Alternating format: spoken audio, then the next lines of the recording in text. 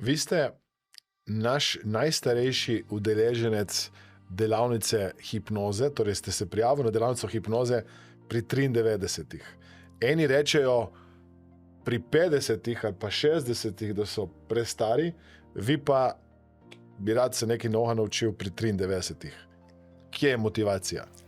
Ja, ne bom rekel, da sem se za to priključil, ker bi se rad nekaj novega naučil, ampak da bi kaj od tega profitiral, oziroma da bi mi vi dali.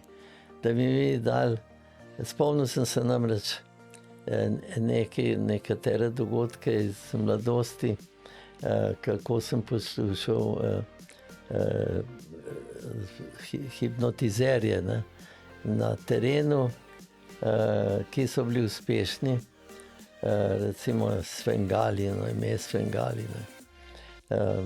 In sem pač mislil, da bi lahko s hipnozo lahko rešil malo moje probleme, ki sem jih omenil z spanjem, pa z počutjem, pa tako.